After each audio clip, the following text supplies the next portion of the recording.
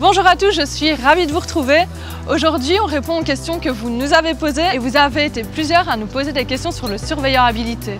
Quel est son rôle? Comment devient-on surveillant habilité? On voit ça tout de suite dans Contact vous répond.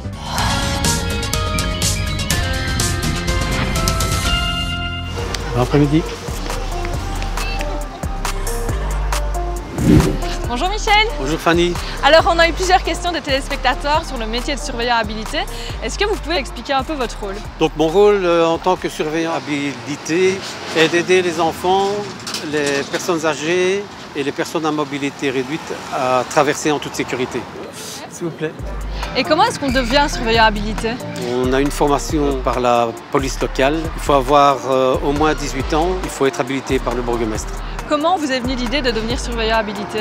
Étant pensionné depuis plus de 2 ans, j'ai constaté qu'il n'y avait plus de surveillants habilités sur le passage piéton. Et donc j'ai contacté le bourgmestre pour postuler et prendre le job. Pour exercer le métier, de quoi a-t-on absolument besoin? Nous avons besoin du brassard tricolore posé sur le bras gauche, du panneau C3 et nous ajoutons le gilet fluo qui ajoute une visibilité. Au niveau de l'entente avec les enfants, les parents et même les autres automobilistes, comment ça se passe?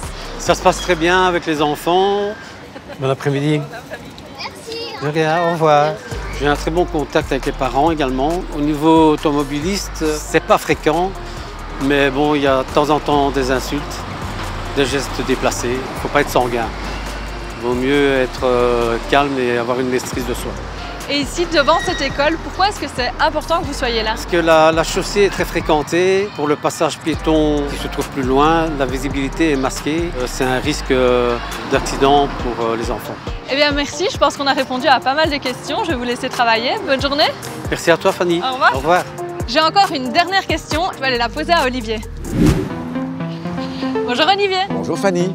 Est-ce que tu peux me dire si un surveillant habilité a les mêmes pouvoirs qu'un policier lorsqu'il gère la circulation? Alors non, ce n'est pas un agent qualifié, il ne donne pas des injonctions, mais malgré tout, les indications qu'il donne doivent être suivies par les usagers au sens large, donc les conducteurs, mais aussi les piétons à qui il dirait par exemple de ne pas traverser. Alors si les personnes ne suivent pas ces indications, il va pouvoir dresser un PV lui-même bien entendu, mais il pourrait toujours rapporter les faits à la police, qui elle pourra rédiger un procès-verbal.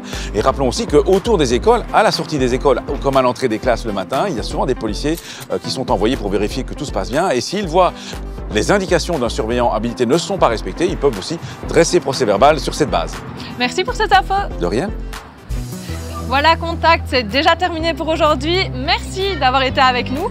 Si vous aussi vous voulez qu'on réponde à l'une de vos questions, n'hésitez pas à scanner le QR code en bas de votre écran. Quant à moi, je vous retrouve dès la semaine prochaine et d'ici là, bonne route!